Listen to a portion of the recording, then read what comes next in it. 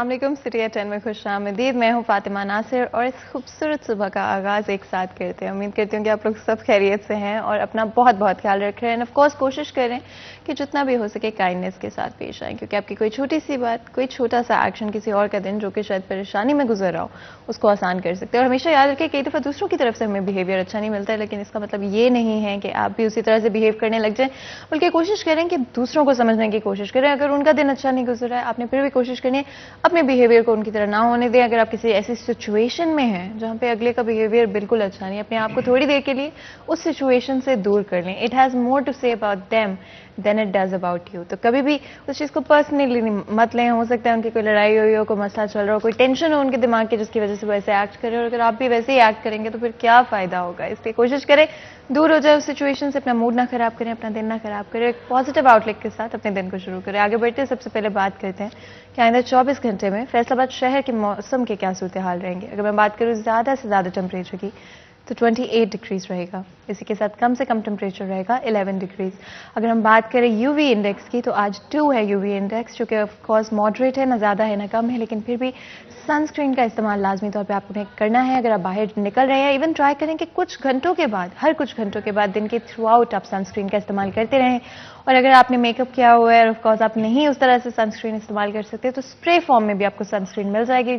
Store से जाके खरीदें, अपने पर्स में रख लें और जहां भी आपको टाइम मिलता है जल्दी से सनस्क्रीन लगा लें, because sun damage is very very real. हम नहीं चाहते हैं कि आपकी स्किन डैमेज हो। जिस तरह से आप अंदर से ग्लोइंग है, उस तरह से बाहर से भी आप लोग ग्लो कर सके। आगे बढ़ते हैं, आपको पता है हर दिन का आगाज़ एक पॉजिटिव नोट पे और एक पॉजिटिव मैसेज के साथ हम करते हैं। एक दिन एक नेकी में हमारे साथ मुफ्ती अहमद अली मौजूद हैं, बात करते हैं उनसे।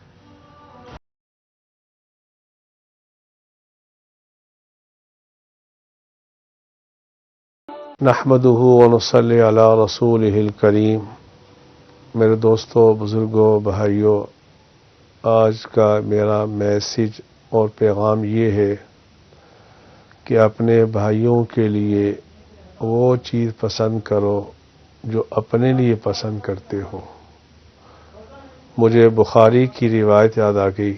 रसूल अकरम सल्लल्लाहु अलैहि व आलिहि वसल्लम ने इरशाद फरमाया कि अपने भाई के लिए वो पसंद कर जो अपने लिए पसंद करता है, ये ईमान की अलामत है। आज हम अपने लिए अच्छी चीज़ पसंद करते हैं, अपने भाई के लिए बुरी चीज़ का इंतखाब करते हैं। इससे मालूम हुआ हमारे दिल में कामिल दर्जे का ईमान नहीं है। अल्लाह मुझे भी आपको भी इस हदीस पर अमल करने की तौफीक अता फरमाए। व आखिरु दावाना अनिल हम्दुलिल्लाहि रब्बिल आलमीन। तो जी बहुत बहुत ज़रूरी है कि चाहे जिस तरह के भी सर्कमस्टांसेस हों, आप एक पॉजिटिव आउटलुक के साथ अपने दिन को शुरू करें। और ये बात मैं हमेशा कहती हूँ आप लोगों को कि चाहे किसी भी तरह की सूरत हाल हो, कुछ भी हो रहा हो ज़िंदगी के अंदर, उसको एक साइड पे रखते हैं, अपने दिमाग को क्लियर रखने की कोशिश करें। बिकॉज एक काम माइंड जो है बड़ी अच्छी तरह से अपनी ज़िंदगी के काम कर सकता है, कंपेयर टू एक एंग्शियस ब्रेन, जो कि हो सकता है कि काफ़ी मुश्किल हो उन्हीं कामों को करने में, क्योंकि क्लटर इतना जमा हो जाता है, इतने ख्याल जमा हो जाते हैं। पॉजिटिव आउटलुक होना बहुत बहुत ज़रूरी है। और बात करते हैं अब रेलवेज के हवाले से, क्योंकि बहुत ज़रूरी है कि आपको हम अपडेटेड भी रखें। अच्छी बातें तो हम करते हैं, लेकिन रेलवेज की सूरत हाल भी ज़रूरी है। तो हमारे साथ अवैस मौजूद है, उनसे बात करते हैं। अस्सलाम वालेकुम जी। वालेकुम सलाम मैम। कैसे हैं आप अवैस? शुक्र अल्लाह का, आप सुनाएं, ठीक ठाक है? मैं बिल्कुल ठीक हूँ, अल्हम्दुलिल्लाह। बताइएगा अवैस, आज क्या सूरत हाल है रेलवेज की? शालीमार एक्सप्रेस जो है वो आज 2 घंटे लेट रही है और लाहौर से बराह रास्ता फैसलाबाद कराची जाने वाली पराक्रम एक्सप्रेस 1.5 घंटा ताखीर का शिकार रही है। कराची से बराह रास्ता फैसलाबाद लाहौर जाने वाली शाह हुसैन 1 घंटे 40 मिनट लेट रही है। रावलपिंडी से बराह रास्ता कराची जाने वाली पाकिस्तान एक्सप्रेस जो है वो 2 घंटे लेट रही है। रावलपिंडी से बराह रास्ता कराची जाने वाली सर सैयद एक्सप्रेस जो है वो 2 घंटे 15 मिनट स्टेशन पर लेट पहुंची है। मिल्लत एक्सप्रेस भी 2 घंटे 10 मिनट लेट रही है। लाहौर से बराह रास्ता कराची जाने वाली गौरी एक्सप्रेस जो है भी आज 2 घंटे 25 मिनट तक शिकार है। पेशावर से बराह रास्ता कराची जाने वाली रहमान बाबा एक्सप्रेस जो है वो 1.5 घंटा ताखीर से स्टेशन पर पहुंची है, जिसकी वजह से मुसाफिरों के इंतजार की अजियत का सामना करना पड़ा। बिल्कुल। और अवैस, क्योंकि हम प्राइवेटाइजेशन के हवाले से बात कर रहे थे, क्या प्राइवेटाइजेशन का जो सिलसिला है आपको होता हुआ नजर आ रहा है? कोई स्टेप्स लिए गए हैं ऑलरेडी? आज बिल्कुल प्राइवेटाइजेशन का जो सिलसिला है वो बिल्कुल होता हुआ दिखाई दे रहा है, क्योंकि यकम तारीख को जो है वो रेलवे हेडक्वार्टर में टेंडर खुलेगा, उसके बाद निजी कंपनी के हवाले किया जाएगा फैसलाबाद में की 6 ट्रेनों को। तो उसके बाद जो है वो निजी कंपनीज ट्रेनों की जो तमाम तर सिस्टम है उसको संभालेंगी, और ट्रेनों की आमदनी जो है उससे मतलब और आमद और रवानगी से मतलब तमाम तर जामिया मनसूबाबंदी है अब वो निजी कंपनी सामने लेकर आएंगी। तो फिर देखा जाएगा कि क्या रेलवे का ये फैसला दुरुस्त है, या फिर माजी की तरह जो है वो निजी कंपनीज सिर्फ अपने जो है वो फायदे लेने के लिए ट्रेनों को कॉन्ट्रैक्ट पर लेंगी। बिल्कुल, बहुत बहुत शुक्रिया अवैस इस अपडेट के लिए। आपको पता है कि किसी भी मुल्क की तरक्की के लिए बहुत ज़रूरी है कि वक्त की पाबंदी की जाए, फिर चाहे वो हमारी रेलवेज हो, चाहे पब्लिक ट्रांसपोर्ट हो, या फिर दूसरे गवर्नमेंट ऑफिस और सेक्टर्स हों। बहुत बहुत ज़रूरी है कि हर चीज़ को वक्त के मुताबिक किया जाए। अगर हम वक्त की कदर नहीं करेंगे तो वक्त हमारी कदर नहीं करेगा। यही ज़िंदगी का असूल है, यही दूसरे ममालिक ने फॉलो करते हुए अपनी कंट्रीज़ को आगे लेकर आए हैं, अपनी इकोनॉमीज़ को बेहतर किया है उन्होंने, और सूरत हाल अपने मुल्क में ओवरऑल भी उनके बहुत बेहतर हुए हैं। लेकिन क्योंकि हमारे मुल्क में ये हमेशा से शायद हमारी बदकिस्मती रही है कि हम लोग वक्त की पाबंदी नहीं कर पाए, इसीलिए शायद वक्त ने हमारी कदर नहीं की। और बहुत ज़रूरी है कि अगर हम चाहते हैं कि हम एज अ नेशन तरक्की कर पाएँ, पोटेंशियल हमारे मुल्क में भरपूर है, हर किसी में पोटेंशियल है, और हम चाहते हैं हमारी फ्यूचर जनरेशन्स के लिए एक बेहतर पाकिस्तान हो। और जहाँ जहाँ पे अगर कहीं पर हम फॉल बैक कर रहे हैं, वहाँ पर हम अपनी चीज़ों को, अपने उन प्रॉब्लम्स को जल्द से जल्द सॉल्व कर सकें। तो सबसे पहला स्टेप क्या होगा? वक्त की पाबंदी करना। आगे बढ़ते हो, अगर आप में कोई भी टैलेंट मौजूद है तो 30 सेकंड की वीडियो बनाएं और हमें सेंड करें। हो सकता है कि आपकी वीडियो हमारे शो में शामिल की जाए। और अगर रेयर और यूनिक टैलेंट है आपका तो यहाँ तक भी पॉसिबल है कि आपको शो के अंदर बुलाया भी जाए। आगे बढ़ते हुए, आपको पता है हमेशा कोशिश रही है फैसलाबाद के टैलेंट को हम लोग हाईलाइट करते हैं। हम लोग हमेशा बात करते हैं उन लोगों की जो उन लोगों ने अपना नाम बनाया है, ना सिर्फ फैसलाबाद के अंदर बल्कि फैसलाबाद से बाहर भी फैसलाबाद का नाम रोशन किया। और स्पोर्ट्स की बात करें तो आपको पता है कि स्पोर्ट्स के डिपार्टमेंट में टैलेंट तो हमारे पास बहुत है, लेकिन शायद वो रिसोर्सेज नहीं है जिसकी वजह से हम आगे बढ़ सकते हो। लेकिन एट द सेम टाइम ऐसे हीरे मौजूद हैं फैसलाबाद शहर के अंदर जो कि रिसोर्सेज ना भी होते हुए अपने टैलेंट के थ्रू आगे बढ़ पाए हैं और फैसलाबाद का नाम पूरे पाकिस्तान में रोशन किया है। और आगे चलते हुए जो इतनी कम उम्र में अगर इस तरह से कर सकते हैं तो आगे चलते हुए मुझे लगता है कि शायद इंटरनेशनल भी शायद पहुंच से दूर नहीं है, पहुंच से बाहर नहीं। आज भी हमारे साथ बहुत ही खास मेहमान मौजूद हैं। 8 साल का उनका एक्सपीरियंस है, 15 साल अभी उनकी उम्र है, और 8 साल से वो ऑलरेडी स्विमिंग की चैंपियनशिप्स में पार्टिसिपेट कर रहे हैं। अभी भी 56th नेशनल स्विमिंग चैंपियनशिप में उन्होंने बहुत सारे मेडल्स जीते हैं। उन्हीं की ज़बानें सुनेंगे कि किस तरह का उनका एक्सपीरियंस रहा और किस तरह से उन्होंने जो मुश्किलात का जिनका उनको सामना करना पड़ा, जो प्रॉब्लम्स थी, जो हर्डल्स थी, किस तरह से उन्होंने उनको पार किया और जाकर ये जो मेडल्स हैं ये वो जीत पाए। और बहुत ही खुश है हम लोग, प्राउड फील कर रहे हैं। और आई होप कि जो बच्चे देख रहे हैं, इवन जो बड़े देख रहे हैं, वो लोग इसको एज एन इंस्पिरेशन यूज़ करेंगे और कोशिश करेंगे कि अगर उनमें भी कोई टैलेंट है, किसी चीज़ का पैशन है, तो चाहे कोई भी हर्डल्स हो रास्ते में, चाहे कोई भी प्रॉब्लम्स उनको फेस करनी पड़े, उन सबको पार करेंगे और आगे बढ़ेंगे और अपने पैशन को, अपने ख्वाब को रियलिटी में तब्दील करेंगे। बहुत ही खास मेहमान हमें स्टूडियो में ज्वाइन कर रहे हैं। मैं इंट्रोडक्शन करा देती हूँ। सबसे पहले तो जी हमारे साथ आसिफ मसूद मौजूद हैं जो कि वालिद हैं हमजा आसिफ के, और वेलकम करते हैं आपको शो के अंदर। बहुत बहुत शुक्रिया, आपने वक्त निकाला हमारे लिए, हमारे शो के लिए। साथ ही साथ हमजा आसिफ भी मौजूद हैं जो कि नेशनल चैंपियन है स्विमिंग के। आपको भी वेलकम करते हैं हमजा, बहुत बहुत शुक्रिया आपका भी, आपने वक्त निकाला। मुझे पता है आपकी रूटीन बहुत कॉम्प्लिकेटेड सी होती होगी और आपने बड़ा कुछ जो है वो फिट करना होगा अपनी रूटीन के अंदर, लेकिन फिर भी आप हमारे शो में आए तो I feel really good about it. और फैसलाबाद के हवाले से अगर बात करें तो नेशनल चैंपियनशिप कोई छोटी बात नहीं होती है। आई कांट इमेजिन किस तरह का कंपटीशन होगा वहाँ पे, किस तरह का कंपटीशन। जब आप जा रहे थे तो आपके माइंड में क्या चल रहा था? आपको डर लग रहा था, डाउटफुल फील हो रहा था, या आप कॉन्फिडेंट थे कि नहीं भाई मुझे पता है कि I am gonna bring home a lot of medals? मैं ओवर कॉन्फिडेंट, बिस्मिल्लाहिर्रहमानिर्रहीम, मैं ओवर कॉन्फिडेंट ज़रूर नहीं था लेकिन कॉन्फिडेंट था। मैंने जितनी मेहनत की है उस हिसाब से मुझे पता था क्या मैंने पोजीशन सिक्योर करनी है।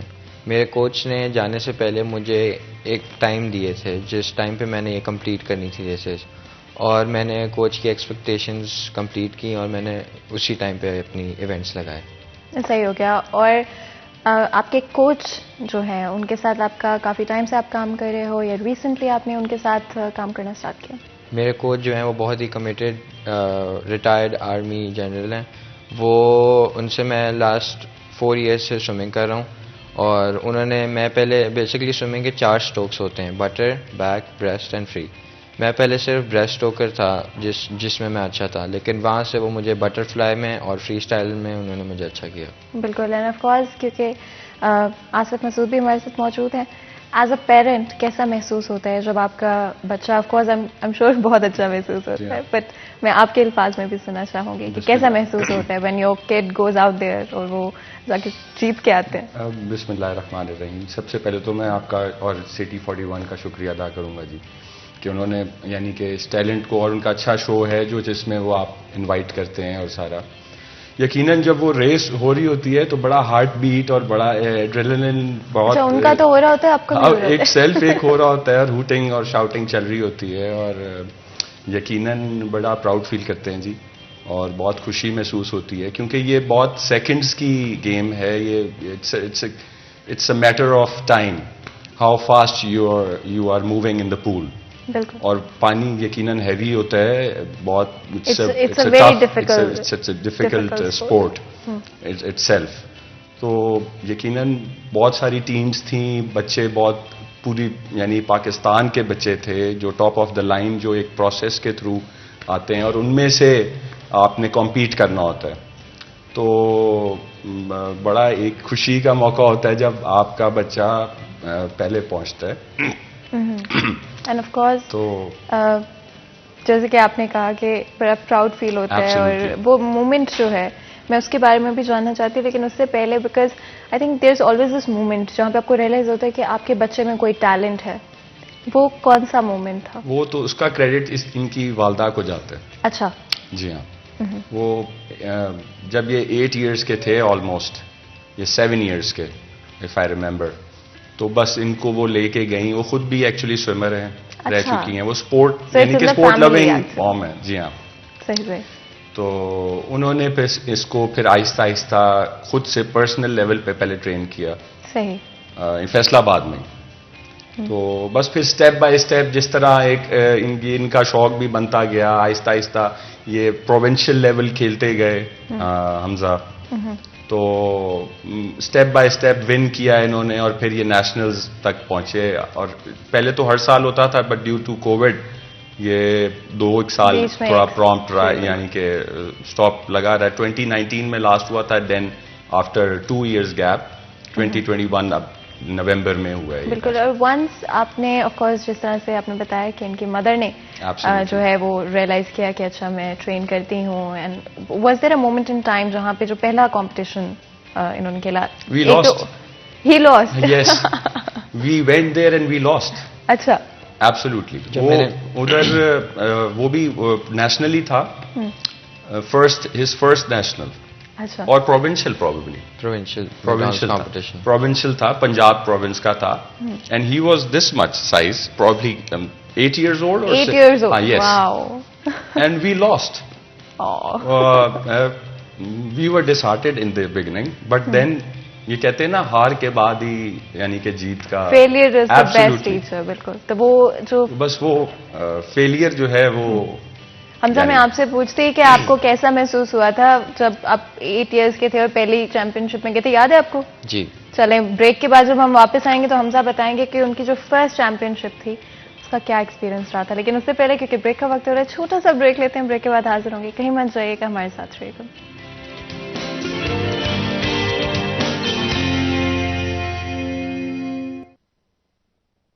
एक दफ़ा फिर आपको खुशामदीद कहते हैं। ब्रेक में जाने से पहले आज हमारे साथ स्टूडियो में मौजूद हैं बहुत ही टैलेंटेड हमजा आसिफ, और साथ ही साथ उनके वालिद साहब आसिफ मसूद भी हमारे साथ मौजूद हैं।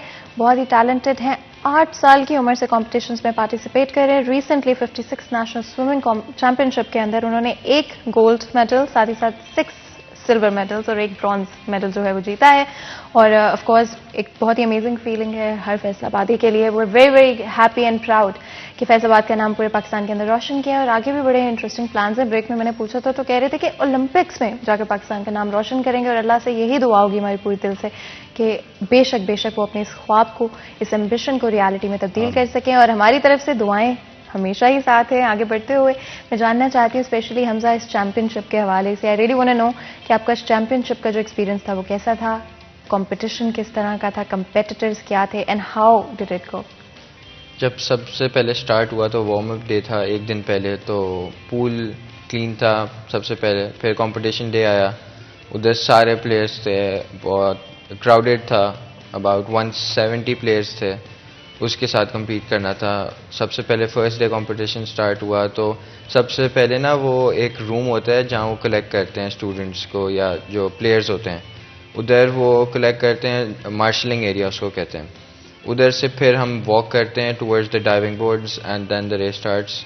जो वो मार्शलिंग एरिया होता है ना, उधर सबसे टेंस रूम वो होता है कि रेस में क्या होगा, फिर बाद में किस तरह आपने स्ट्रोक लेने हैं, कितने स्ट्रोक लेने हैं, सारी प्लानिंग वहाँ की जाती है। और ये प्लानिंग होती है कि आपने कितने स्ट्रोक्स लेने? बिल्कुल, वाओ, ये okay. प्लानिंग से होता है सारा। सही हो गया। और उसके बाद जब आपका कंपटीशन था उसके अंदर कंपेटिटर्स कोई आपको कंपेटिटर देख के लगा यार ये हो सकता है might not be able to compete with him या कुछ इस तरह? I keep my hopes high every time, even I know that I'm gonna lose, but I keeps my hope high. I keep my hopes high, so कि जो मर्जी हो, you have that sportsman attitude, because of course you have to be that person कि हारें या जीतें competition में अपना best देना सबसे ज़्यादा ज़रूरी होता है। I think that is really which sets a sportsman apart from everybody else, कि वो एक ऑरा ही और होता है कि नहीं भाई हारें या जीतें अपना बेस्ट हमें परफॉर्म करें। जिस तरह से आप बात कर रहे थे आसिफ साहब के पहला जो कंपटीशन या चैंपियनशिप थी और आप मुझे कह रहे थे आपको याद है वो, तो थोड़ा सा उसका बताओ कि do you remember that moment के व्हेन यू लॉस्ट, और उससे कैसे सीखा आपने? मेरा जो फर्स्ट कंपटीशन था वो भी 50 मीटर के पूल में था। पहले तो मैं पूल को देख के ही डर गया था कि इतना बड़ा पूल है, मैं लैप कैसे कंप्लीट करूंगा। अच्छा, यहाँ पे पॉइंट ये भी है कि एक्चुअली में फैसलाबाद के अंदर कोई भी 50 मीटर पूल्स मौजूद नहीं है जो कि कंपटीशन में मौजूद होता है। सही हो गया। तो मैं सबसे पहले तो पूल देख के डर गया था जब मेरा फर्स्ट कंपटीशन था। तो मैं 5th 6th आया था अपनी जो फर्स्ट रेस थी। उसके बाद मैंने कहा नहीं, अब बस अब मैंने मेहनत करनी है। तो उसके बाद मैं सबसे पहले तो अल्लाह का शुक्रिया अदा करूंगा, उसके बाद अपने पेरेंट्स का, स्कूल का, अपने कोच का जिन्होंने मुझे यहाँ तक अभी तक पहुँचाया। एंड आई एम हैप्पी कि मैंने अभी तक क्या क्या अचीव किया। सही। और पेरेंट्स के लिए भी बड़ा एक ट्राइंग पीरियड होता है शायद, specially you had your hopes high और फिर जब नहीं जीता तो आपने किस तरह से अपनी मोटिवेशन को ख़त्म नहीं होने दिया कि नहीं कोई बात नहीं, इट्स फाइन, अगले कंपटीशन में जीत जाएगा? एक्चुअली ये गेम्स में तो हार जीत तो रहती है। सही। Games if you lose in one game it doesn't mean you won't be able to do it in the next. तो strive for the best, give your best in the game. मैं इनको यही हर वक्त मोटिवेट करता रहता हूँ कि हार जीत तो ये तो it's a part of the game. किसी ने फर्स्ट पोजीशन पे आना है, किसी ने लास्ट आना है, but strive, give your best. अपनी गेम के साथ आप लॉयल रहें और अल्लाह इंशाल्लाह आपका साथ देगा। Moving forward from that first championship, किस तरह से रूटीन जो थी, because of course it has to be very very hectic, आपको एक सर्टेन टाइम पे उठना है, एक सर्टेन टाइम पे प्रैक्टिस करनी है, इतने घंटे आपको देने पड़ेंगे, इतना वक्त निकालना पड़ेगा, तो how did you manage all that? बड़ा स्विमर्स के लिए बड़ा मुश्किल है जी। Even being a parent it is very hard for us. इनकी वालदा सबसे ज़्यादा टाइम देती थी इनको लेके जाना पूल पे, उधर बैठना 2-2 घंटे, फिर ये इनकी लॉन्ग रिलेज होती थी, लॉन्ग टाइम, यानी कि 3000 मीटर्स स्विम करते थे ये जब ये ट्रेनिंग डेज में होते हैं। और फिर ट्वाइस अ डे जाना, इन द मॉर्निंग फजर के बाद जाना, फिर स्कूल से आके स्कूल का, क्योंकि बैकअप सारा एक्चुअली तो एजुकेशन बिल्कुल उसको भी साथ साथ लेके चलना है। तो फिर इवनिंग में इनके सेशंस होते थे 2-2 घंटे के, 2.5 घंटे के। तो definitely we as a parents, इनकी वालदा ही उधर जाके बैठती थी और फिर इनके साथ जो भी यानी रेस से पहले या रेस के बाद ट्रेनिंग करते वक्त वो टाइम तो देना पड़ता है जी। और मेरा ये ख्याल है कि ये टाइम ही आइंदा आने वाले अरसे में इनके काम आएगा। जो इनकी ट्रेनिंग है या जो इनकी स्विमिंग गेम है, वो उसकी कामयाबी का यकीनन राज पेरेंट्स, मैं ये समझता हूँ कि अपने बच्चों को टाइम दें, उनको यानी सेट बिहाइंड ना करें, तो ये पे ऑफ करता है जी। बिल्कुल, and of course it does really pay of. Hamza, आपका एक ब्लॉग भी है जिसके अंदर आप दूसरे लोगों के लिए इंफॉर्मेटिव ब्लॉग्स भी ऐड करते हैं अपनी रूटीन के हवाले से, अपनी अचीवमेंट के हवाले से।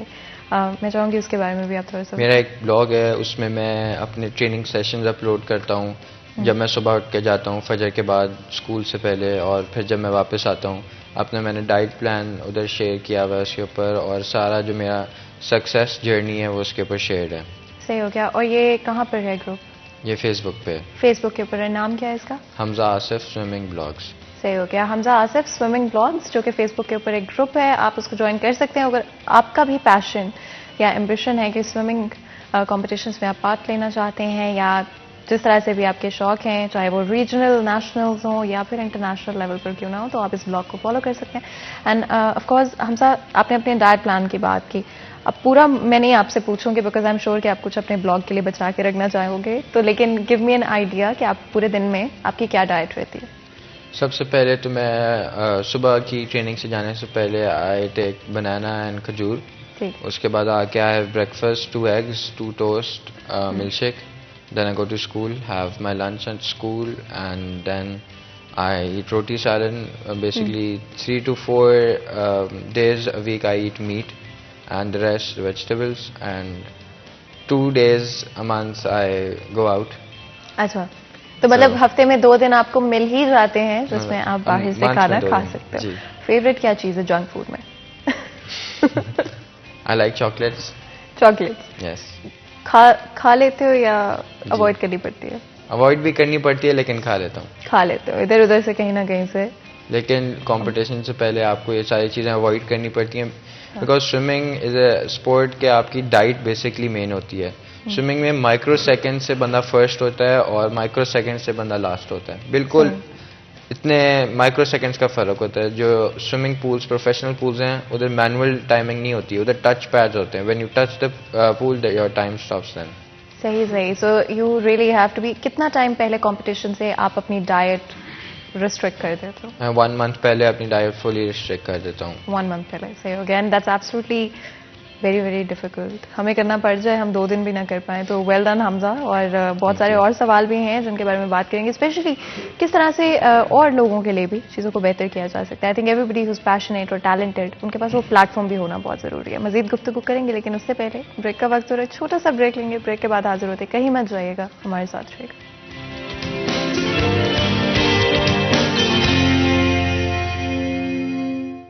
वेलकम बैक सिटी एट 10 में एक दफ़ा फिर आपको खुशामदीद कहते हैं। ब्रेक में जाने से पहले आपको पता है बहुत ही खास मेहमान हमारे साथ स्टूडियो में मौजूद हैं, बहुत ही टैलेंटेड है, बहुत ही एम्बिशियस हैं, और हमारी सारी दुआएं जो हैं उन्हीं के साथ है। बहुत बहुत प्राउड फील करते हैं हम एज फैसलाबादीज़ जब भी कोई फैसलाबाद के लोग जो हैं बाहर जाकर, स्पेशली पाकिस्तान के अंदर, फैसलाबाद का नाम रोशन करते हैं। चाहे हमारे पास रिसोर्सेज कम हो, चाहे हमारे पास उस तरह से चीज़ें ना भी मौजूद हों जो कि शायद बाहर के ममालिक में मौजूद हैं, या इवन दूसरे शहरों में मौजूद हैं, वो फैसलाबाद में नहीं मौजूद है, फिर भी लिमिटेड रिसोर्सेज के साथ to make them actually work, और फिर भी आगे जाके सक्सीड करना और जीत कर मेडल्स जो है लेकर आना। और स्पेशली अगर मैं बात करूं हमजा आसिफ की, जो कि आज हमारे साथ स्टूडियो में मौजूद हैं, 1 गोल्ड मेडल, 6 सिल्वर मेडल्स और 1 ब्रॉन्ज मेडल उन्होंने जीता है 56 नेशनल स्विमिंग चैंपियनशिप के अंदर। एक दफा फिर मैं रिपीट कर रही हूँ उनकी अकम्पलिशमेंट्स, बिकॉज मुझे लगता है हमेशा अपनी अकम्पलिशमेंट्स को आपको एम्ब्रेस करना चाहिए, कभी भी उनको जो है कम नहीं समझना चाहिए। और अगर आप कुछ कर सकते हैं, आपने कुछ करके दिखाया, हो सकता है आपकी कहानी से लोग इंस्पायर हो जाएं। और आज इसीलिए हमने हमजा को स्टूडियो में बुलाया, उनके वालिद साहब भी हमारे साथ मौजूद हैं।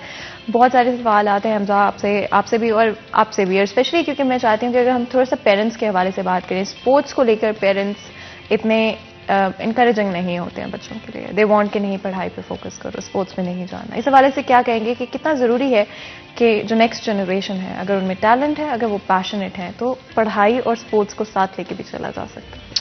मैं फातिमा समझता हूँ कि being a parent, sports and education goes together.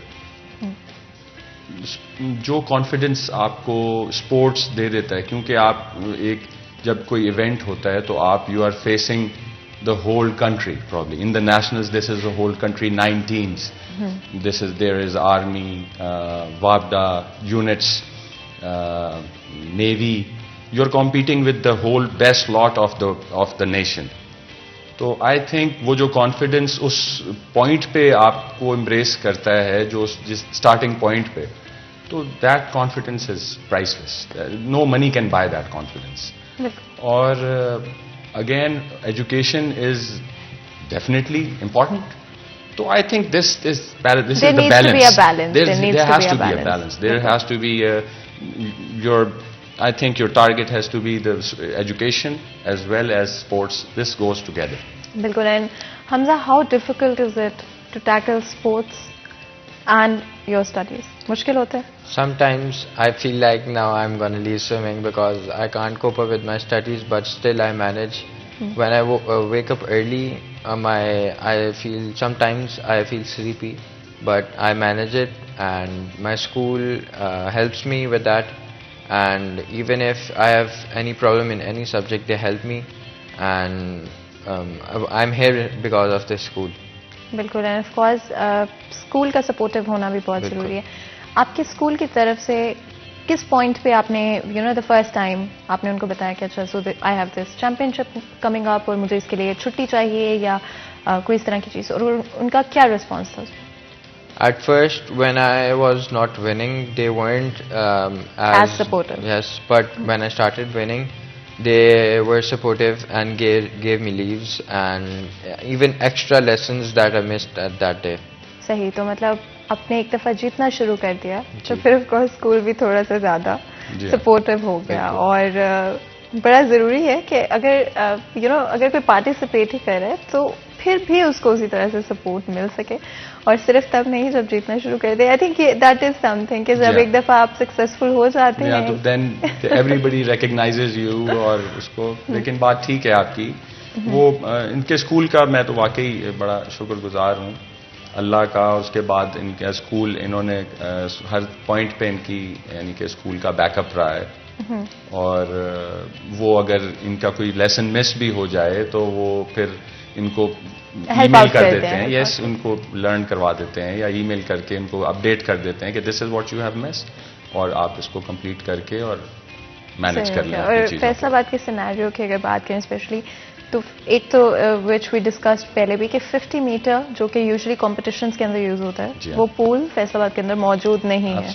And of course यहाँ पर बिकॉज हमारा वक्त ख़त्म हो रहा है, और मैं यही कहूँगी कि इट्स वेरी इंपॉर्टेंट कि वो रिसोर्सेज मौजूद हों. 50 मीटर का पूल होना चाहिए फैसलाबाद शहर में. And Hamza absolutely well done. आपके साथ आपका गोल्ड मेडल जो है आई एम श्योर कैमरा के अंदर नजर भी आ रहा है. That should be a very very proud moment, and I am sure आपके लिए भी आपने खुद भी फील करना है उसको. ठीक है, you should be proud of it. और आप दोनों का बहुत बहुत शुक्रिया अदा करते हैं आपने ज्वाइन किया हमें आज के शो के अंदर. यहाँ पर एक बिल्कुल छोटा सा ब्रेक लेंगे, ब्रेक के बाद हाजिर होंगे. कहीं मत जाइएगा, हमारे साथ रहिए.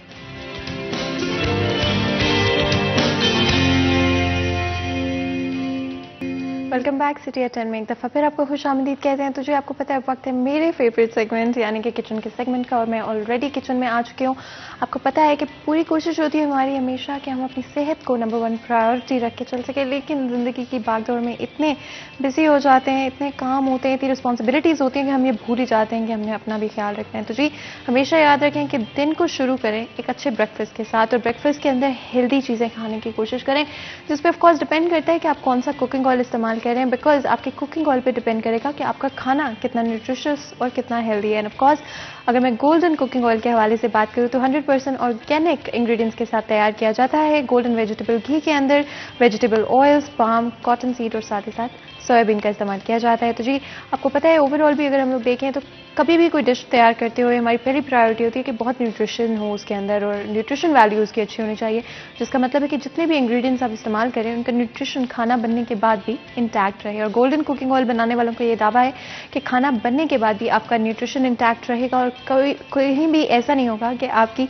सेहत जो है वो जायके पर भारी हो जाएगी और आपकी सेहत को इग्नोर कर दिया जाएगा, साथ साथ लेके चला जाएगा. बिकॉज हम फैसलाबादी हैं, पंजाबी हैं और पाकिस्तानी हैं, और हम लोग खाने से बहुत प्यार करते हैं. क्या कर सकते हैं, बहुत मोहब्बत है हमें खानों से, और बड़ा ज़रूरी है कि अपनी सेहत का भी साथ साथ ख्याल रखा जाए. और गोल्डन कुकिंग ऑयल बनाने वालों का ये दावा है कि वो आपकी सेहत और जायके दोनों को प्रायोरिटी देते हैं, ना तो आपको जायके पे कॉम्प्रोमाइज़ करना पड़ेगा.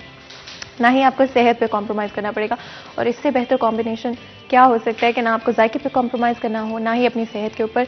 And of course calorie count, I think आजकल बहुत सारे लोग कैलोरी काउंट की तरफ आ रहे हैं या पोर्शंस की तरफ आ रहे हैं, जो कि ऑफ कोर्स ज़रूरी है अगर आप फिटनेस की तरफ जाना चाह रहे हैं या अपना वेट कंट्रोल करना चाह रहे हैं, जो कि आजकल ज़्यादा लोग चाह रहे होते हैं कि हम अपने वेट को इन ऑर्डर जो है कंट्रोल के अंदर रख सके। तो गोल्डन कुकिंग ऑयल बनाने वालों का ये दावा है कि जायका भी अच्छा होगा, आपके ओवरऑल सेहत के लिए भी खाना अच्छा होगा और साथ ही साथ लो इन कैलोरीज होगा। तो जी बड़े आराम से आप गोल्डन कुकिंग ऑयल का इस्तेमाल करते हुए, उनका दावा है कि ना सिर्फ ट्रेडिशनल डिशेस जो कि शायद आपकी फैमिली में जनरेशन से चली आ रही हो, या फिर कोई मॉडर्न टेक्निक से बनाई हुई रेसिपीज़ जो कि शायद आपने कहीं सोशल मीडिया पे देखी हो या आपको किसी दोस्त ने बताई हो और आप अपने घर में बनाना चाहते हो, तो बड़े आराम से आप गोल्डन कुकिंग ऑयल का इस्तेमाल करते हुए उसे घर में तैयार कर सकते हैं प्रिसीजन के साथ। बिकॉज ऑफ कोर्स आपको पता है किसी भी रेसिपी को बना रहे हो और प्रिसीजन ना हो तो आपकी रेसिपी में चाहे सही इंग्रेडिएंट्स हो और आपकी तरफ से भी सारा कुछ सही किया गया, फिर भी आपकी रेसिपी जो है उस तरह से टर्न आउट नहीं करेगी। गोल्डन कुकिंग ऑयल बनाने वालों को ये दावा है कि उनके कुकिंग ऑयल को इस्तेमाल करके कोई भी डिश आप चाहे बेक करें, चाहे उसे एयर फ्रायर में बनाएं, ट्रेडिशनल टेक्निक से तैयार करें या फिर किसी मॉडर्न रेसिपी के साथ बनाएं, बड़े आराम से आप अपने खाने को तैयार कर सकते हैं और आपको बिल्कुल भी कॉम्प्रोमाइज़ नहीं करना पड़ेगा, ना तो अपनी हेल्थ के ऊपर और साथ ही साथ ना ही जायके के ऊपर। प्रिसीजन के साथ आपका खाना बड़े आराम से तैयार हो जाएगा। एंड ऑफ कोर्स आज फ्राइडे है, पूरा हफ्ता जो स्पेशली वर्किंग लोग होते हैं वो इंतज़ार कर रहे होते हैं कि आखिर वीकेंड कब आएगा, और बड़ी मुश्किल से दिन गिन गिन के गुजरे होते हैं। 5 दिन रह गए, 4 दिन रह गए, बस 2 दिन रह गए और फिर वीकेंड आ जाना है। तो जी weekend is almost here, Friday पहुंच ही गए हैं हम लोग बड़ी मुश्किल से, और वीकेंड के ऊपर बड़ा दिल करता है, स्पेशली जो चीज़ें आपने मिस आउट की होती हैं, अपने दोस्तों के साथ वक्त गुजारना या फिर अपनी फैमिली के साथ। तो ये जो डिटॉक्स होता है बड़ा ज़रूरी होता है ताकि आप मंडे को रिफ्रेश होकर अपने काम पर वापस जा सके। मेरा तरीका हमेशा यही होता है कि अच्छे अच्छे खाने खाए जाए, साथ ही साथ चाय के जो कप हैं उनको भी इंजॉय किया जाए। अगर मैं डीएटी के हवाले से बात करूँ तो डीएटी बनाने वालों को ये दावा है कि दुनिया के बेहतरीन बागात से चुनकर टी लीव्स को लाया जाता है, जिसकी वजह से पत्ती इतनी फाइन होती है 2 मिनटों के अंदर वो ब्लेंड हो जाती है। ना ऑफकोर्स आपको पता है किसी भी चाय की अगर आपने क्वालिटी बतानी हो तो 3 चीज़ें बहुत मायने रखती हैं, जिसके अंदर रंग शामिल है, ब्लेंड शामिल है और खुशबू शामिल है, क्योंकि चाय की खुशबू से आपको पता चल जाता है कि चाय कितनी अच्छी होगी। एंड ऑफकोर्स आज मैं डीएटी एक्सट्रीम क्वालिटी पैकिंग जो कि येलो पैकिंग है उसका इस्तेमाल करते हुए चाय बना रही हूँ। मेरी आदत है कि मैं थोड़ी पत्ती इस्तेमाल करती हूँ, लेकिन आप लोगों की मर्जी, अपनी प्रेफरेंस है। और ऑफ कोर्स उसके बाद बॉयल आने का वेट करना होता है। कुछ लोग पसंद करते हैं कि एक ही बॉयल हो, कुछ लोग पसंद करते हैं कि मल्टीपल बॉयल्स के बाद जो है वो अपनी चाय पिएं, और इसमें अपनी प्रेफरेंस होती है, अपनी मर्जी होती है किस तरह की पत्ती आप जो पसंद करते हैं, या किस तरह की आपकी अपनी प्रेफरेंस है टेस्ट के हवाले से। ऑफ कोर्स आपको पता है जैसे मैंने पत्ती डाली है ब्लेंड होना शुरू हो गई है और खुशबू जो है वो ऑलरेडी हमारे स्टूडियो के अंदर आने लग गई है। इसी के साथ अगर मैं बात करूँ, अगर आप लोग थोड़ी सी तेज़ पत्ती पसंद करते हैं तो आप बड़े आराम से डीएटी की दाने वाली जो पैकिंग है वो भी खरीद सकते हैं, जो कि रेड कलर की पैकिंग है। और साथ ही साथ इसके अंदर आपको ये भी ऑप्शन मिलेगा कि ग्रेट वैल्यू पैक, ऐसा पैक जिसके अंदर सेम प्राइस में आपको एक्स्ट्रा पत्ती की क्वांटिटी मिल रही है। आप ये पैक के खरीदने के साथ साथ ये अपॉर्चुनिटी भी हासिल कर सकते हैं। एंड ऑफ कोर्स किसको पसंद नहीं होती एक्स्ट्रा चीज़ें, सबको अच्छा लगता है कि आपको सेम प्राइस के अंदर एक्स्ट्रा प्रोडक्ट जो है वो मिल रहा है। ऑफ कोर्स डीएटी बनाने वालों का ये दावा है कि आप लोग उन लोगों की नंबर 1 प्रायोरिटी। जितनी देर मेरी चाय जो है वो तैयार हो रही है, जो कि ऑलमोस्ट बन ही चुकी है, और मैं इसको जल्दी से पी लेती हूँ। आप लोग ऐसा करें, आप लोग भी चाय बनाएं। छोटा सा ब्रेक में, ब्रेक के बाद हाजिर होते हैं। कहीं मत जाइएगा, हमारे साथ रहिएगा।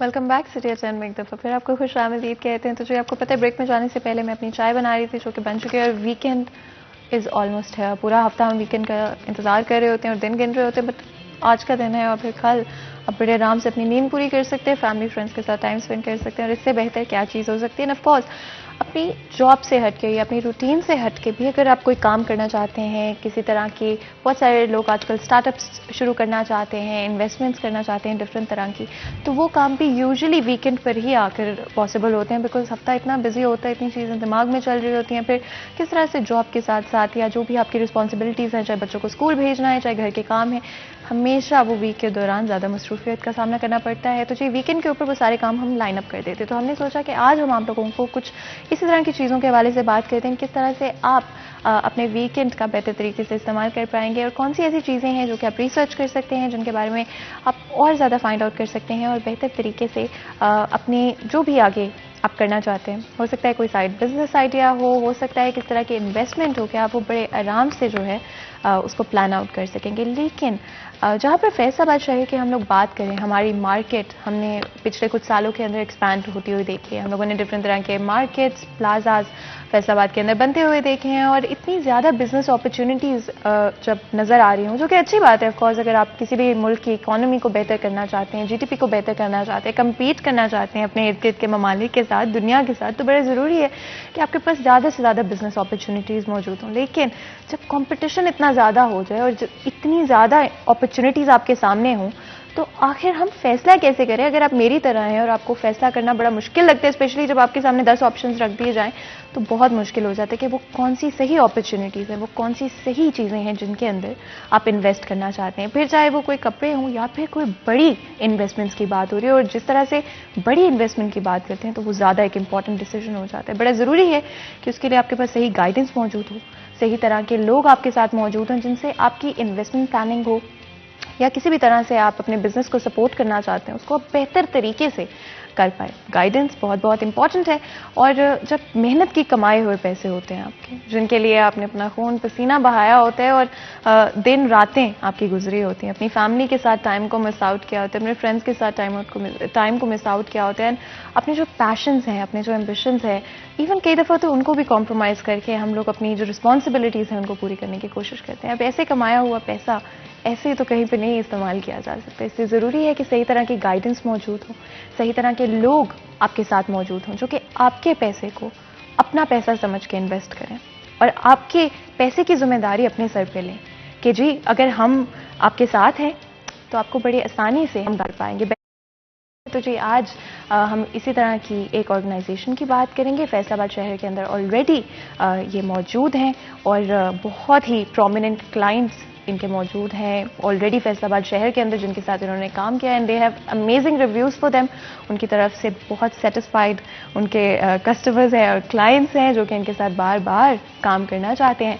तो जी हमने सोचा कि हम आपको थोड़ी सी इन्फॉर्मेशन इनके हवाले से बता देते हैं। एंड ट्रस्टवर्दी और साथ ही साथ अच्छे होना अपने काम में बड़ा ज़रूरी होता है। हमारी हमेशा कोशिश रहती है कि हम इस तरह के इनिशिएटिव्स को सामने लेकर आएँ आपके, ताकि आपकी जो ज़िंदगी है, जो फ्यूचर प्लानिंग है, अपने बच्चों की फ्यूचर की प्लानिंग है, वो आप बेहतर तरीके से कर पाएँ और अपने पैसे को सही जगह पर आप लोग इन्वेस्ट कर पाएँ। आज भी हम इसी तरह की कंपनी की बात करें और ये भी चीज़ मैं मेंशन करना चाहूँगी कि सबसे बड़ी और educated and skilled team Faisalabad शहर के अंदर सिर्फ और सिर्फ इस कंपनी की है। तो जी मैं थोड़ा सा आपको बता देती हूँ। अराजी एडवाइजर्स प्राइवेट लिमिटेड की मैं बात कर रही हूँ। आज उनके CEO हमें ज्वाइन कर रहे हैं स्टूडियो के अंदर, जिनसे गुफ्तगू करेंगे। बहुत सारे सवालात हैं, पैसा बड़ा ज़रूरी होता है और स्पेशली सही जगह पे पैसा लगाना उससे भी ज़्यादा ज़रूरी होता है। और उनसे सवालात होंगे उनकी टीम के हवाले से, उनकी कंपनी के हवाले से, किस तरह से आज वो जहाँ पे स्टैंड करते हैं वहाँ पे पहुँचे हैं और आगे की उनकी क्या प्लानिंग है और किस तरह से आपकी इन्वेस्टमेंट प्लानिंग वो आसान कर सकते हैं। मैं इंट्रोडक्शन करा देती हूँ। हमारे साथ गेस्ट मौजूद हैं हसन इदरीस, आपको वेलकम करते हैं शो के अंदर। CEO हैं अराजी एडवाइजर्स प्राइवेट लिमिटेड के।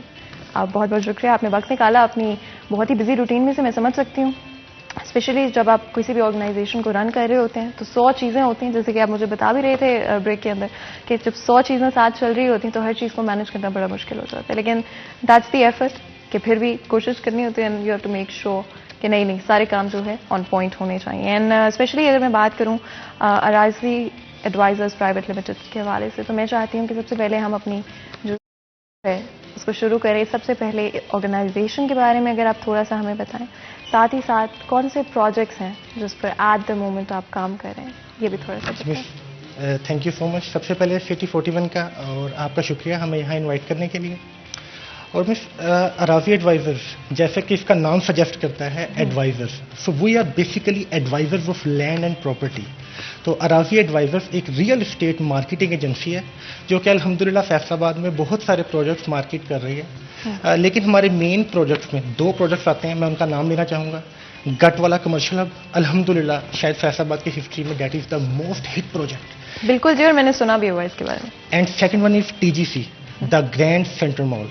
और अल्हम्दुलिल्लाह ये दोनों प्रोजेक्ट्स पंजाब के सबसे बड़े प्रोजेक्ट्स में आते हैं इन कमर्शियल प्रोजेक्ट्स। और अराजी एडवाइजर इस वक्त इनकी ऑफिशियल सेल्स पार्टनर के तौर पर अपनी वर्किंग सर अंजाम दे रही है अल्हम्दुलिल्लाह। सही हो गया। And tell me a bit about the company more कि आपने इसके पीछे क्या सोच थी, आपके क्या थॉट प्रोसेस था?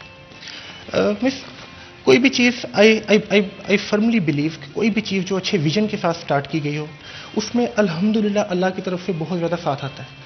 इस इंसान के हाथ में बेसिकली सिर्फ दो ही चीज़ें हैं, एक अच्छी नीयत है और दूसरा उसका हार्डवर्क है। नतीजा शुरू से खुदा की ज़ात के हाथ में है और हमेशा अल्लाह के हाथ में ही रहेगा। लेकिन आई बिलीव कि अगर आपकी ये दोनों चीज़ें ठीक हैं तो रिजल्ट भी आपको उसके मुताबिक ही मिलते हैं। बिल्कुल, जिस तरह से मैंने पहले भी मेंशन किया कि सबसे बड़ी एजुकेटेड और स्किल टीम आप लोगों की है, तो मैं चाहती हूँ अपनी टीम के हवाले से भी थोड़ा सा बताएं। Started in 2014। एक्चुअली उस वक्त तो शायद मैंने भी एज ए कंप्लीट या आप ये यू में से कि पूरा टाइम शायद मैं अकेला भी दे नहीं पा रहा था बिजनेस को। मैं उस वक्त पार्ट टाइम के तौर पर वर्किंग कर रहा था। I was having my CA as well at that time. तो मेरे आर्टिकल्स चल रहे थे। उस वक्त मैंने ये स्टार्ट किया था just as a solo person, just as a single person in 2014। लेकिन अल्हम्दुलिल्लाह जिस तरह मैंने आपको बताया कि अगर आपके पास एक विजन है और आप एक जगह पे पहुंचना चाहते हैं तो क्या होता है, आपके विजन के साथ लोग जुड़ते हैं। लोग शायद आपके साथ इतना नहीं जुड़ते जितने आपके विजन के साथ जुड़ते हैं। तो मिस ये देखें वो चीज़, क्या ये टीम एक शख्स से शुरू हुई थी आपसे? यू माइट से मेरे से स्टार्ट हुई थी, बट लेट मी से इट वेरी क्लियरली मिस, अल्हम्दुलिल्लाह आज हम जहां भी मौजूद हैं खुदा की ज़ात के बाद मेरी वालदा की दुआएं और उसके बाद मेरी टीम की एफर्ट। शायद मुझे आई बिलीव कि शायद मेरा हार्डवर्क इतना नहीं है जितना हार्डवर्क मेरी टीम का है। मेरी टीम अल्हम्दुलिल्लाह is a very competent team. मेरी टीम के अंदर अल्हम्दुलिल्लाह MBBS डॉक्टर्स भी हैं, PhD डॉक्टर्स भी मौजूद हैं। We have more than 20 chartered accountants working with us either part time और even full time. So these are the factors, these are the reasons जिसकी बेस पे हम बिलीव करते हैं कि अल्हम्दुलिल्लाह हमारे पास फैसलाबाद की सबसे बड़ी और सबसे एजुकेटेड टीम मौजूद है। बिल्कुल, एंड ऑफ कोर्स जिस तरह से मैं शुरू में भी बात कर रही थी कि अपना कमाया हुआ पैसा, मेहनत से कमाया हुआ और इतने कॉम्प्रोमाइज़ करने के बाद जो पैसा आपके पास आता है वो और भी इम्पॉर्टेंट होता है। फिर अपने बच्चों का फ्यूचर, अपनी फैमिली का फ्यूचर, अपना फ्यूचर हमेशा हम चाहते हैं कि हम सिक्योर कर पाएँ। तो ये एक बड़ी रिस्पॉन्सिबिलिटी है। तो मैं चाहती हूँ कि आप थोड़ा सा बताएं कि अराजी एडवाइजर्स जो हैं किस तरह से इस जिम्मेदारी को संभालते हैं। Fatima, you are right, actually बिल्कुल ऐसे ही है। इफ़ यू सी के बहुत लोगों का एक्चुअली वो मेहनत की अर्निंग है, वो मेहनत का पैसा है जो वो शायद हमारे साथ इन्वेस्ट कर रहे हैं, और कुछ लोगों की तो शायद ये उम्र भर की जमा पूंजी है, पूरी लाइफ की अर्निंग है जो हमारे साथ इन्वेस्ट। तो yes, responsibility life with us, ये जिम्मेदारी हमारे पे है। बट अल्हम्दुलिल्लाह मिस, इस जिम्मेदारी को पूरा करने के लिए we have different departments with us. Departments कैसे हैं मिस? मैं इसे इस चीज़ को थोड़ा शॉर्ट करूंगा। 2 से 3 डिपार्टमेंट्स के बारे में आपको थोड़ा सा बताना चाहूँगा कि हम किस तरह चीज़ें क्लियर करते हैं। नंबर 1 मिस, सबसे पहले जब हम कोई प्रोजेक्ट कर रहे होते हैं सबसे पहले हमारी फिजिबिलिटी टीम वहाँ एंटर होती है। फिजिबिलिटी से क्या मुराद है? फिजिबिलिटी से मुराद उस प्रोजेक्ट की वायबिलिटी है। वायबिलिटी क्या है? सबसे पहले हम लैंड देखते हैं, आया कि लैंड टाइटल क्लियर है, उसके टाइटल में कोई प्रॉब्लम तो नहीं है। ओके, टाइटल तो ओके है, लेकिन क्या उस डेवलपर के पास इतने पैसे हैं, इतने रिसोर्सेज हैं कि वो ये प्रोजेक्ट बना भी सके? ये भी हमारी टीम देखती है। अगेन मैं सिर्फ अभी फिलहाल जो डिस्कस कर रहा हूँ आपसे फिजिबिलिटी डिपार्टमेंट की बातें डिस्कस कर रहा हूँ, जो हमारा सबसे फर्स्ट स्टेप है कोई भी प्रोजेक्ट देखते हुए। हमने सबसे पहले लैंड देख लिया, फिर रिसोर्सेज देख लिया, देन हम देखते हैं क्या उस डेवलपर के पास एक्चुअली इतना टाइम भी है कि अपनी कोर टीम यहाँ पे लगा सके। ऐसा तो नहीं है वो डेवलपर 5 से 6 प्रोजेक्ट्स ऑलरेडी स्टार्ट कर चुका है और उसके पास इतना टाइम ही नहीं है कि वो इस पर फोकस कर सके। और इन 3-4 फैक्टर्स के बाद हमने ये देखना है कि क्या गवर्नमेंट के एनओसीज कंप्लीट है इस प्रोजेक्ट में, क्या कोई एनओसी का प्रॉब्लम तो नहीं है। यू सी मिस, अभी ये हमारा डिपार्टमेंट वो चीजें देख रहा है जब हमने पब्लिक नहीं किया प्रोजेक्ट, अभी किसी को पब्लिक नहीं, हमारी कोई एडवर्टाइजमेंट नहीं चल रही, हमने कहीं पे भी आके इसे पब्लिसाइज नहीं किया। It is just the 1 step. हमने भी सिर्फ ये देख रहे हैं, हमारी एक टीम देख रही है हमने प्रोजेक्ट करना है या नहीं करना।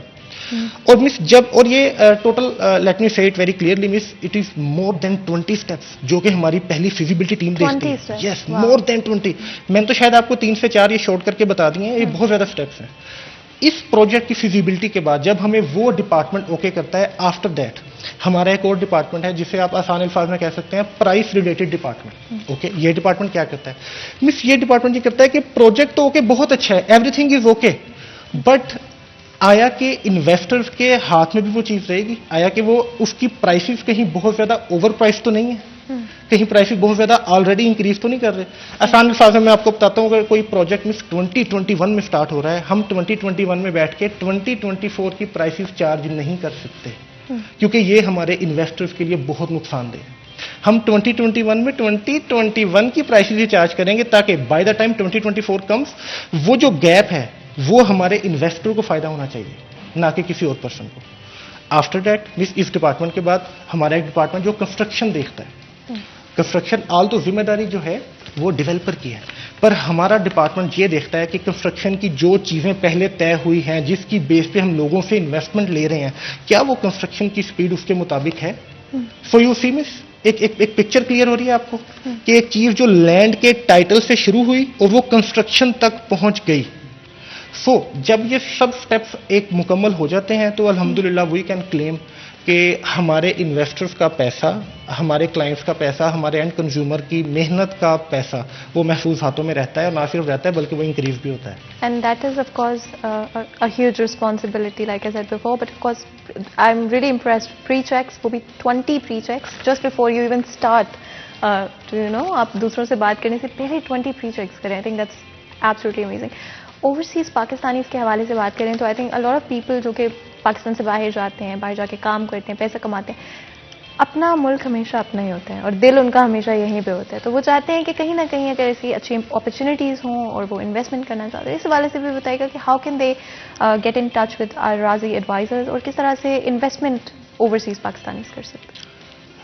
मिस यू आर राइट कि ओवरसीज पाकिस्तानी हम जितने भी इवन हमारे रिलेटिव्स भी बाहर गए हो तो दिल उनका पाकिस्तान में होता है। हम कहते हैं ना कि दिल दिल Pakistan, that's reality actually.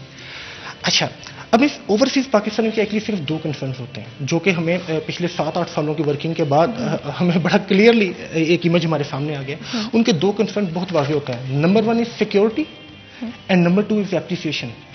Security ये कि जो पैसे वो बाहर से भेज रहे हैं क्या वो महफूज भी रहेंगे, एंड नंबर 2 इज एप्रिसिएशन, वो पैसे बाहर मींस इन्वेस्टमेंट के लिए भेज रहे हैं तो क्या वो इन्वेस्टमेंट उनकी इंक्रीज भी होगी, एप्रिशिएट भी होगी। तो जिस तरह मैंने पिछले आंसर में बताया कि जो हमारी डिपार्टमेंटलाइजेशन वर्किंग है उसकी बेस पे अल्हम्दुलिल्लाह ये दोनों चीज़ें हमारी सिक्योरिटी एंड नंबर 2 एप्रिसिएशन ये चीज़ें कवर हो रही होती हैं। और मिस हमने एक बड़ा यूनिक कॉन्सेप्ट इंट्रोड्यूस करवाया है ऑलरेडी अपने हमारे दोनों प्रोजेक्ट्स में, जिसका मैंने आपको पहले बताया गट वाला commercial hub and after that the grand centre mall. हम इन दोनों प्रोजेक्ट्स में एक बड़ा यूनिक कॉन्सेप्ट इंट्रोड्यूस करवा चुके हैं स्पेशल अपने ओवरसीज पाकिस्तानीज के लिए कि सर आप पूरी दुनिया में कहीं भी मौजूद हैं, आपके पास जस्ट इंटरनेट होना चाहिए, आपने जस्ट 1 क्लिक करना है और 1 क्लिक पे आपको फौरन पता लग जाएगा कि आपका यूनिट नंबर क्या है, आपका प्रॉपर्टी नंबर क्या है, आपके प्लॉट का नंबर क्या है और उसकी टोटल प्राइस कितनी थी, आप आउट ऑफ विच आप कितनी पेमेंट दे चुके हैं, कितनी पेमेंट रहती है और उस पेमेंट के लिए कितना टाइम अवेलेबल है, जस्ट 1 क्लिक पे। सो ये चीज you see we are making thing transparent. हम ट्रांसपेरेंसी पे बहुत बिलीव रखते हैं और ओवरसीज एग्जैक्टली ओवरसीज पाकिस्तानी के लिए सबसे बेहतर चीज यही होती है और इसी पे हमारी वर्किंग है। बिल्कुल। और कमर्शियल रियल एस्टेट के हवाले से अगर बात करें आई think that is become really popular in the past few years. पहले इस तरह के कॉन्सेप्ट्स आई थिंक इतने शायद फेवरेबल नहीं होते, तो उस हवाले से भी बताएगा किस तरह की अपॉर्चुनिटीज राजी एडवाइजर्स के थ्रू लोग अवेल कर सकते हैं। मिस ये 2 चीज़ों में फातिमा ये चीज़ चलती है, एक होती है हमारी residential investment and number 2 is commercial investment. लेकिन जब हम रिटर्न की बात करते हैं again after so much experience we came to know कि जो एक्चुअली आपका रिटर्न अच्छा है फातिमा वो कमर्शियल में हमारा बहुत अच्छा रिटर्न है as compare to residential. Commercial में क्यों अच्छा रिटर्न है उसके पीछे कुछ रीजन है। रेजिडेंशियल में जब हम जाते हैं तो शायद हमारा एक ही पर्पज होता है, या तो हम वहाँ रहेंगे या प्लॉट सेल कर देंगे, जस्ट ये पर्पज होता है। लेकिन जब हम कमर्शियल की बात करते हैं तो कमर्शियल में बहुत सारे लोग इन्वॉल्व हो जाते हैं, वहाँ ऑफिस इन्वॉल्व हो जाते हैं, कारोबारी सरगर्मियाँ इन्वॉल्व हो जाती हैं, बहुत सारे लोग, बहुत सारी फैमिलीज, बहुत सारे खानदान एक जगह इन्वॉल्व हो जाते हैं, जिसकी बेस पे वहाँ पे बिजनेस होना शुरू हो जाता है और बिजनेस की बेस पे ही तो प्राइसेस इंक्रीज होती हैं। आपका जितना ज़्यादा फुटफॉल आपके प्रोजेक्ट के अंदर आ रहा होगा उतनी ही ज़्यादा प्राइसेस, उतनी ही ज़्यादा एप्रिसिएशन हमारे कस्टमर को मिल रही होगी। दैट इज़ द रीज़न कि हमारा अराजी एडवाइजर्स का although we have our own residential project in Faisalabad as well, लेकिन जो हमारा मेन फोकस है वो कमर्शियल प्रोजेक्ट्स की मार्केटिंग की वजह से है, इन्हीं रीजंस की वजह से। बिल्कुल। एंड ऑफ कोर्स बहुत सारी और चीज़ें भी हैं, बहुत सारे और सवालात भी हैं जो कि मैं आपसे पूछना चाहती हूँ हमारे ऑडियंस के लिए, लेकिन क्योंकि ब्रेक का वक्त हो रहा है तो बिल्कुल छोटा सा ब्रेक लेंगे। ठीक है, छोटा सा ब्रेक लेते हैं, ब्रेक के बाद हाजिर होते हैं। कहीं मत जाइएगा, हमारे साथ रहिएगा।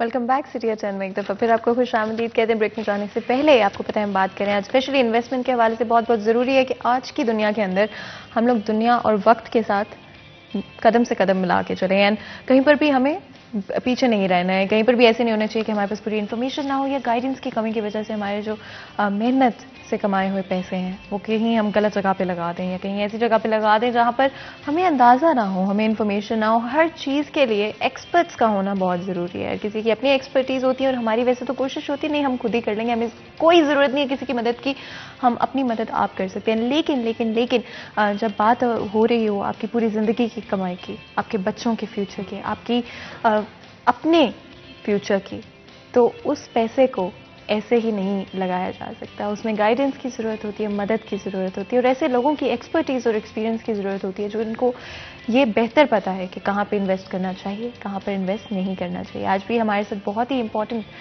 गेस्ट जो हैं वो स्टूडियो में मौजूद है। एक दफ़ा फिर मैं आपको इंट्रोडक्शन करा देती हूँ। हसन इद्रीस हमारे साथ मौजूद हैं जो कि CEO हैं अराजी एडवाइजर्स प्राइवेट लिमिटेड के। ब्रेक में जाने से पहले बहुत ही इंटेंस डिस्कशन चल रहा था इन्वेस्टमेंट के हवाले से, आपको पता है बहुत इंपॉर्टेंट है, स्पेशली कमर्शियल हम रियल एस्टेट के हवाले से बात कर रहे थे, why is it better than residential estate. लेकिन साथ ही साथ क्योंकि मैं चाहती हूँ कि हम और भी बहुत सारी चीज़ें जो है कवर कर सकें, चाहे वो कमर्शियल प्रॉपर्टीज़ हों या फिर रेजिडेंशियल प्रॉपर्टीज़ हों। जब आप इन्वेस्टमेंट का लफ्ज़ सुनते हैं तो आपको लगता है बहुत पैसों की ज़रूरत है, इसमें तो हमें करोड़ों रुपए चाहिए, नहीं तो हम कर ही नहीं सकते। एक आम इंसान जो कि एक सैलरी पर्सन है या एक रेगुलर हाउस होल्ड है, मिडिल क्लास हाउस होल्ड है, आखिर मैं चाहती हूँ आप बता ही दें आज कितने पैसे चाहिए आपको रियल एस्टेट में इन्वेस्ट करने के लिए। जी Fatima, actually it's an old thinking जिसमें आपको ये लगता है कि शायद आपके पास करोड़ों रुपया हो या इतनी एक खास अमाउंट हो तो आप इन्वेस्टमेंट की तरफ जा सकते हैं। क्योंकि हमारा अपना जो बैकग्राउंड है वो जॉब से रिलेटेड था, हमने बहुत सारे लोगों को जॉब पे देखा है, वहाँ से हमें आइडिया हुआ था कि एक्चुअली लोगों के पास इतनी ज़्यादा सेविंग होती नहीं है कि वो इन्वेस्टमेंट की तरफ जा सकें, और लोगों को भी यही फील होता है कि शायद हमारे पास बहुत ज़्यादा इन्वेस्टमेंट हो तो ही हम इन्वेस्टमेंट की तरफ जा सकते हैं किसी भी प्रोजेक्ट के अंदर। बट इस एक खामी को, इस एक गैप को पूरा करने के लिए हमने अपने दोनों प्रोजेक्ट्स में, अगेन मैं रिपीट कर रहा हूँ, Gatwala commercial hub and the grand centre mall, हमने उन दोनों प्रोजेक्ट्स के अंदर इस तरीके से चीज़ें मैनेज की हैं कि अगर आपके पास जब थोड़ी सी सेविंग भी मौजूद हो तो उस सेविंग के साथ आप अपनी फर्स्ट डाउन पेमेंट जमा करवा के उसके बाद आप इंस्टॉलमेंट से हमारे साथ चीज़ें चला सकते हैं।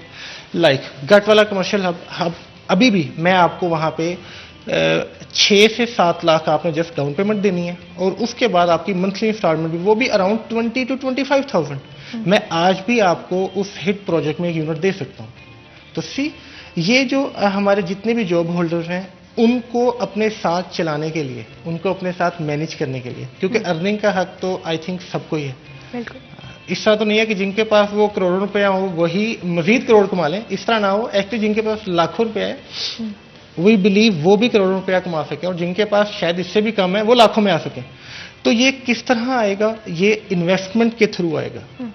जब आप मुख्तलिफ जगहों पे हिट प्रोजेक्ट्स के अंदर इन्वेस्टमेंट करेंगे, वो इन्वेस्टमेंट एक्चुअली आपको बहुत अच्छा रिटर्न देगी। उस रिटर्न की बेस पे आप अपनी लाइफ में भी, अपने लाइफस्टाइल में अल्हम्दुलिल्लाह बड़ा बेटर वर्क कर सकते हैं, आगे जा सकते हैं। बिल्कुल सही कह रहे हैं आप। और एक और चीज़ है जो कि आई एम श्योर कि हमारी ऑडियंस के माइंड में भी आ रही होगी, हम इन्वेस्टमेंट की बात कर रहे हैं, रियल एस्टेट की बात कर रहे हैं, दोनों चीज़ें बड़ा कंपेटिटिव सिनेरियो क्रिएट कर देती हैं। चाहे हम ओवरसीज़ बात करें, चाहे हम पाकिस्तान के अंदर बात करें, चाहे हम फैसलाबाद के अंदर बात करें, ढेरों कंपनीज मौजूद हैं।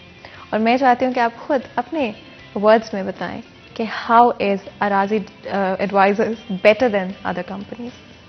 जी मिस, सबसे पहले तो ये रूल्स, रेगुलेशंस एंड पॉलिसीज पे बात जाती है। रीज़न बीइंग बिकॉज मेरा अपना बैकग्राउंड चार्टर्ड अकाउंटेंट का है और हमारे डायरेक्टर्स में भी out of 8 4 directors chartered accountant हैं। तो अगर हम ये काम ना कर रहे होते, एक्चुअली हम अपना बिजनेस ना चला रहे होते, तो होना क्या था, हमने किसी और कंपनी का बिजनेस ही एक्चुअली चला रहे होना था, हमने किसी और के साथ वर्किंग करके वो चला रहे होना था। पर यहाँ डिफरेंस क्या आ गया, हम अपनी एक्सपर्टीज को अपने लिए यूटिलाइज कर रहे हैं, खुद यूज कर रहे हैं, खुद बिजनेस कर रहे हैं। तो सबसे पहला डिफरेंस तो ये आ गया कि हम ऑलरेडी जो हमने स्टडी की है, जो हमने एजुकेशन हासिल की है, जितना हमने एक्सपीरियंस गेन किया है through our articles, through our internship, वो हम अपने बिजनेस में लगा रहे हैं। तो ये अल्हम्दुलिल्लाह आपको काफ़ी एक मार्केट से डिफरेंस नजर आएगा इस चीज़ का, because we are making our rules, regulation and policies our self. ये हम चीज़ें खुद बना रहे हैं because we have experience in that. After that एक हमें मार्केट में बहुत बड़ा गैप नजर आया था कि नॉर्मली क्या होता है कि हम कोई भी चीज़ एडवर्टाइज करते हैं, हमने फेसबुक के थ्रू मैक्सिमम कर दी, यूट्यूब पे कर दी, बिल बोर्ड भर दिए और हमारी मीडिया पे आ गया। तो ये हम समझते हैं कि एडवर्टाइजमेंट कर दी है, अब हम लोगों को अपनी तरफ पुल करेंगे। ये एक ओल्ड कॉन्सेप्ट चला आ रहा है बिल्कुल लास्ट 10 to 20 ईयर्स से। हमने व्हाट इज राजी एडवाइजर डूइंग, हम इसमें क्या चीज चेंज कर रहे हैं, व्हाट आर वी डूइंग। हम ये कर रहे हैं कि मिस ये तो था क्लाइंट को, कस्टमर को अपनी तरफ पुल करना। What we are doing actually we are pushing towards customers. हम खुद कस्टमर के पास जाना बिलीव रखते हैं और मिस मेहनत में अजमत है। हम लोग ये नहीं कहते कि हम बस एक चेयर पे बैठे हों और क्लाइंट ही हमारे पास आ रहे हों, इस तरह नहीं है। हमें जो क्लाइंट्स हैं, हम खुद भी बिलीव रखते हैं कि अर्निंग करनी है तो इस मेहनत में शर्म कैसी। हम खुद भी उनके पास चले जाते हैं, खुद उनको प्रोजेक्ट एक्सप्लेन कर देते हैं। तो ये एक मार्केट में न्यू चीज थी जो हम लोगों ने इंट्रोड्यूस करवाई around 3 years ago, and that is making some serious difference अल्हम्दुलिल्लाह। तो ये कुछ चीजें। अब रूल रेगुलेशन का मैंने आपसे बात कर ली। रूल रेगुलेशन एक ऐसी टर्म है, इस पर तो हम बहुत ज्यादा चीजें डिस्कस कर सकते हैं। तो ये इन सब चीजों की बेस पे अल्हम्दुलिल्लाह अराजी एडवाइजर्स आज भी एक मुमताज वे में वर्क कर रही है और इंशाल्लाह ताला जो हमारा विजन है, जिसकी बेस पे हम वर्किंग कर रहे हैं कि 2025 तक हमने इंशाल्लाह पंजाब की नंबर 1 रियल एस्टेट कंपनी कैसे बनना है। तो ये जस्ट उसके वेज हैं, ये उसके फुटपाथ से अभी हम उस तरफ जा रहे हैं, पीक की तरफ गए नहीं है। लेकिन जितनी ज्यादा वर्किंग हमारी इस पे चल रही होगी इंशाल्लाह ताला हम अपने विजन को उसी टाइम पे इंशाल्लाह हासिल भी करेंगे। बिल्कुल जी। और बिकॉज ऑफ कोर्स आपको पता है कि रियल एस्टेट जो है बहुत कंपेटिटिव मार्केट है। हमने डिफरेंट कंपनीज के हवाले से आपने बताया कि what makes Arazi advisors different from other companies. अब इसके अलावा अगर बात करें फैसलाबाद की, तो Lahore, Karachi, Islamabad, Dubai not that far away from Faisalabad, और वहाँ पर भी बहुत सारी अपॉर्चुनिटीज मौजूद हैं। Why Faisalabad? Especially, I think, for people who would be interested, why should they invest in Faisalabad? Sure, Miss. Fatima, मैं चाहता हूं कि हम दोनों एक सेम पेज पे आ जाएं। वो सेम पेज क्या होगा? आप ये देखें, वी मस्ट बिलीव कि कोई भी चीज जब स्टार्ट में होती है तब उसमें शायद बहुत ज्यादा मार्जिन होता है। Let me give you an example. अगर हम दुबई की बात करें, जो लोग दुबई में 90s में पैसा लेके चले गए, let's assume a figure, let's say 10 million लेके कोई पर्सन 90s में वहां चला गया। डू यू बिलीव वो 10 मिलियन उस वक्त का 1 करोड़, शायद वो आज 10 करोड़ भी ले जाए, क्या वो उतनी अर्निंग कर सकते हैं? नहीं कर सकते। Because it's a very competitive market. But at that time it was a start. बिल्कुल ऐसे ही अगर हम मोबाइल्स की बात करें, 2004, 2005, 2006 ये वो इरा था जब पाकिस्तान में बहुत ज्यादा मोबाइल यूज होना शुरू हुए।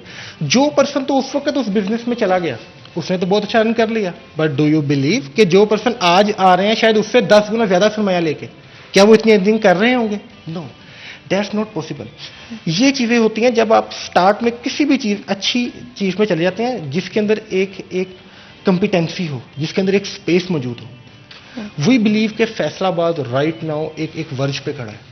We are going towards commercialization. इसने कमर्शियलाइजेशन की पीक देखनी है। पीक कैसे देखनी है? लाइक फैसलाबाद आज एग्जैक्टली वहीं खड़ा है जहां शायद 90s में इस्लामाबाद खड़ा था, शायद 2000 के डेकेड में लाहौर खड़ा था। आज फैसलाबाद वहीं खड़ा है। हम कमर्शियलाइजेशन की तरफ जा रहे हैं, तो उसकी पीक की तरफ जा रहे हैं। तो जो पर्सन उस वक्त इस्लामाबाद में एक अच्छे प्रोजेक्ट में इन्वेस्टमेंट कर गए, क्या उन्होंने बहुत अच्छी अर्निंग नहीं की? क्या जो लोग उस वक्त के डेवलपर्स थे, क्या वो बहुत अच्छे डेवलपर्स नहीं बन गए? Same goes for Islamabad, same goes for Dubai, and same will go for Faisalabad इंशाल्लाह। तो दैट इज द रीजन कि ये फैसलाबाद में अल्हम्दुलिल्लाह जो इन्वेस्टमेंट जिस तरीके से आ रही है इन प्रोजेक्ट्स के थ्रू, ना सिर्फ ये कि आपने शुरू में बात की थी इकोनॉमी की, जीडीपी की, ना सिर्फ ये कि हमारी इकोनॉमी और जीडीपी को ये बेटर करेगी, बल्कि इस फैसलाबाद, इस सिटी की किस्मत को भी इंशाल्लाह ताला ये प्रोजेक्ट्स चेंज कर देंगे। बिल्कुल जी। And we are so glad कि आपने अपनी इतनी बिजी स्केड्यूल में से वक्त निकाला हमारे लिए, हमारी ऑडियंस के लिए, हमारे शो के लिए, और बहुत ही इन्फॉर्मेटिव रहा आज का सेशन। ऑफ कोर्स अगर आप प्रॉपर्टी में इन्वेस्ट करने का सोच रहे हैं तो you know where to go, Arazi advisors private limited. And of course आज हमारे साथ उनके CEO हसन इदरीस मौजूद थे। बहुत ही अच्छी रही आज की गुफ्तगू। एक दफ़ा फिर आपका शुक्रिया अदा करते हैं। यहाँ पर आज के प्रोग्राम का वक्त ख़त्म होता है, तो जी आप भी जाएं, अपना वीकेंड जाके एंजॉय करें, रेस्ट करें, नींद पूरी करें, फैमिली और फ्रेंड्स के साथ कैचअप करें। मैं आप लोगों से मंडे को मिलूंगी, तब तक अपना बहुत बहुत ख्याल रखें। अल्लाह हाफिज़।